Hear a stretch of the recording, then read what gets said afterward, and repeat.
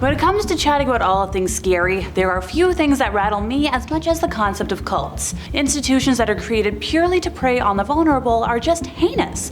And knowing that so many still exist in today's day and age? Bleep no! Question for you, what's the worst cult you can think of in recent history that isn't Scientology, the FLDS, or NXIVM? Let me know in the comments, and here are some awful ones I've learned about. How about we start off today with a UFO cult, known as the Superior Universal Alignment. Also known as, wait for it, Lineamiento Universal Superior, it was founded by Valentina de Andrade in 1981. She claimed to have received messages from extraterrestrials warning her of destruction.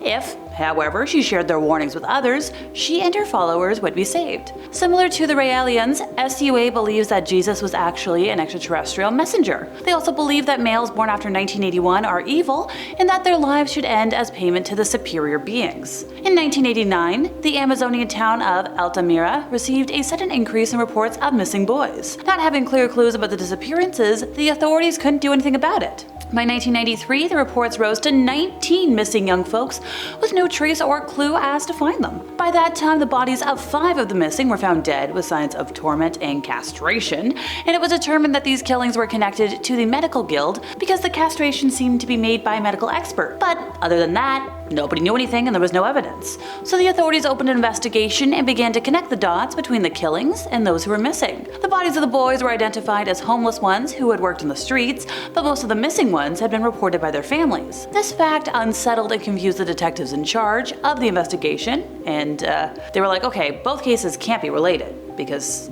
who's so depraved? Well, all their efforts weren't really doing much until one day. One boy came to them and was like, hey, I escaped from my captors, let me tell you everything. The brutality described seemed as if it was ripped from the pages of a horror novel. Some of the atrocities that he suffered that I can say included the castration, obviously, and mutilation, everything else I can't say. He also explained that other victims were impaled to death and their organs were extracted and sold to the black market. Some unofficial versions state that the captors even ate the organs, but there's no official confirmation on that front. Brazilian society was shocked when the victim identified those in charge, since a lot of the folks identified were respected members of society. We're talking 2 doctors, a wealthy businessman, a police officer, and Valentina de Andrade. The leader of the group managed to escape from justice when she presented a very convincing alibi, stating that she wasn't in town when the killings took place. She was exonerated, and now she's happily guiding her increasing flock of followers who simply ignore these crimes. Great. Good leader.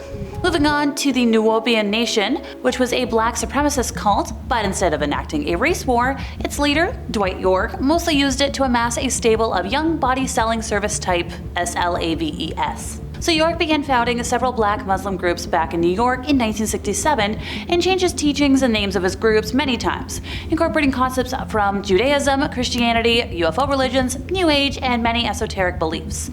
Essentially whatever pieces of other religions that fit his quote-unquote vision, he used, building quite the mosaic. In the late 1980s, he abandoned the black Muslim theology of his movement in favor of Kemetism and UFO religion. In 1991, he took his community to settle in upstate New York and then near to Eatontown, the county seat of Putnam County in Georgia. His followers built an ancient Egypt-themed compound called Tamaray and changed their name to the United Nuwaubian Nation of Moors. York published around 450 booklets under numerous pseudonyms, by the way. During the late 1990s, he styled himself a Messiah founder prophet type of his own movement, sometimes claiming divine status or extraterrestrial origin when appearing on his Savior's Day celebrations at Tamaray. Are you still following me? Swell, because we're far from done. By the year 2000, the United Nuwaubian Nation of Moors had around 500 followers. Granted, they did draw thousands of visitors for Savior's Day ceremonies. Now, the followers kind of declined steeply after York was convicted of numerous counts of bad touching young people, racketeering, and financial reporting violations, and sentenced to 135 years in federal prison in April of 2004. The compound was sold under government forfeiture and demolished, and the Southern Poverty Law Center officially designated this group as a hate group. The group has taken numerous names, though, throughout its history, including, let's see if I can get this right, Ansaru Allah Community, Holy Tabernacle Ministries, Yamasee Native American Moors of the Creek Nation, which was also used in Georgia when York claimed indigenous ancestry via Egyptian migration and intermarriage with the ancient Olmec, and we've already talked about Nuwaubian Nation of Moors.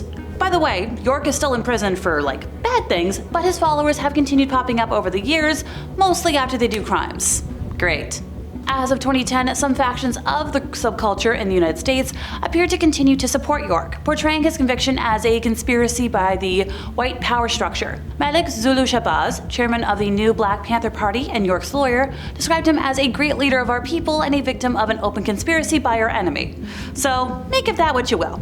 Next up we have Providence, which is officially known as Christian Gospel Mission, CGM, Jesus Morning Star, or JMS. Geez, a lot of these things have a lot of names. It's a Christian new religious movement founded by Jung Myung-suk in 1980 and headquartered in Wolmyongdong, South Korea. I swear I looked up how to pronounce it, folks. It's been widely referenced by international media as a cult, and you're about to find out why. So in the 1970s, this leader was a member of the Unification Church, or UC, which he based his teaching on. When he founded his own group in the 80s, it criticized Christian teachings and beliefs and maintained that their leader was the second coming of Jesus Christ, and was later expelled from the Methodists. The name was changed to the International Christian Association in the mid-1980s, and a rift occurred in the group in 1986 when the vice president of Providence attempted to act on the scandal surrounding the group. But he was shut out of the organizational system, and Jung consolidated all the power around himself. In October of 1999 was when the organization officially became Christian Gospel Mission. So what were the lessons of this cult?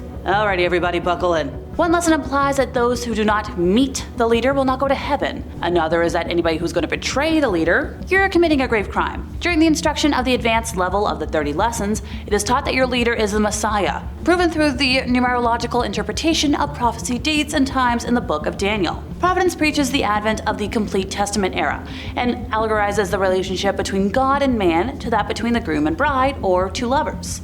It also teaches that the original sin was caused by Eve's intercourse with the fallen angel, who turned into Satan. And Providence teaches that this can be redeemed by having intercourse with your leader. Oh yeah, forgot that little thing.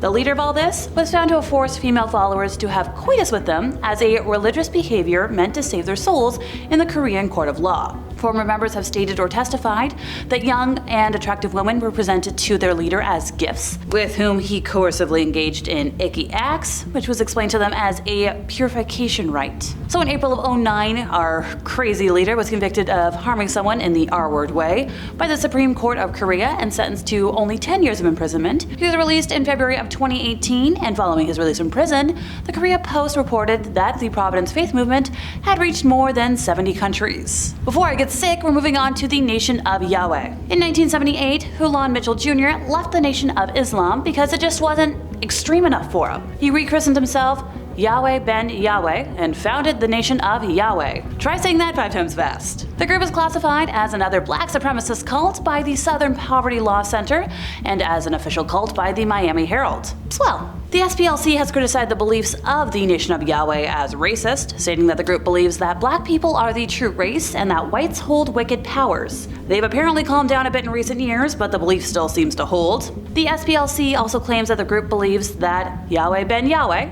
had a mission to vanquish whites, and that it held views similar to those of the Christian identity movement, which believes that Aryans are the true bad guys and non-whites are devils. It got to the point where Yahweh proved so popular that he got his own day in Miami, but then he started commanding his followers to kill for him, went to prison for conspiracy to commit killings, and died shortly after his release. He still has a handful of followers in Miami though, although their activity seems to be mostly limited to like, Yahweh's the best, and posting memes about bad things and homophobic scourges on their Facebook page. The group is reportedly spread throughout the US and no longer concentrated in one location. More recently, the group appeared in the news back in 2012 after Michael the Black Man, real name Maurice Woodside, a member of the group who is now a conservative activist, was invited to speak at a rally for Rick Santorum's presidential campaign, during which he said that Democrats were similar to Yazis. Woodside has since become a vocal supporter of Donald Trump, but continues to defend Yahweh Ben Yahweh and the nation's beliefs. Alrighty everybody, we're going to end today with the 12 tribes, formerly known as the Vine Christian Community Church, the Northeast Kingdom Community Church, the Messianic Communities, and the Community Apostolic Order. They're a new religious movement founded by Gene Spriggs that sprang out of the Jesus movement in 1972 in Chattanooga, Tennessee. The group calls itself an attempt to recreate the first century church as it is described in the book of Acts. The group's origins in Chattanooga led to planted churches in surrounded areas, and in the late 70s, the group began a community in Island Pond, Vermont. As the relationship with the Chattanooga community deteriorated, the group eventually left Tennessee, and Vermont became the main area. So the 12 tribes' beliefs resemble those of Christian fundamentalism, the Hebrew roots movement, Messianic Judaism, and the Sacred Name movement. However, the group believes that all other denominations are fallen, and it therefore refuses to align itself with any denomination or movement. The group has very strict courtship rules, and their views on raising young humans have been a source of controversy. The group supports itself through the operation of several businesses, most of which revolve around agriculture, as well as cafes, restaurants, all using unpaid and often young labor. Oh yeah, young people have been noted to play a central role in the group's beliefs, especially the sons. The 12 tribes believe that it is the parents' responsibility to properly enforce a consequence for sin, so as to allow young people to maintain the state of a clean conscience. So over time, future generations will be better equipped to deal with or overcome the faults of their predecessors. This will apparently enable future generations of the group to hopefully be the 144,000 of Revelation 7. If it wasn't already obvious, folks here are homeschooled, and within the group, young people are apprenticed to elders by the age of to be trained in crafts and specialized labor. The group acknowledges using corporal punishment with a reed-like rod, like a balloon stick, across the rear end, and many former members say punishments can include severe repetitions to the point of fluid release or collapse, and are often repeated daily. The group has obviously ignited controversy and garnered unfavorable attention regarding their practices and accusations of harm. They've been criticized for their beliefs and practices, including for their supremacist views towards Black and Jewish people outside of their membership. The group's teachings have been characterized as racist, misogynistic, and homophobic. And ex-members report excessive corporal punishment, failure to stop harm, and exploitation of followers for labor. Some governments and advocacy groups have labeled the group a cult, and well, I can see why. And that brings us to the end of our time once again, and my brain has officially melted for the day. I've been Alexa, your resident ookie spooky girly, and if you enjoyed my ramblings today, could you help us out by giving this video a like, subscribing if you aren't already, hit the bell for more cult stuff from us here at Top 5 Scary Videos, and I'll see y'all next time, you lovely spooky people.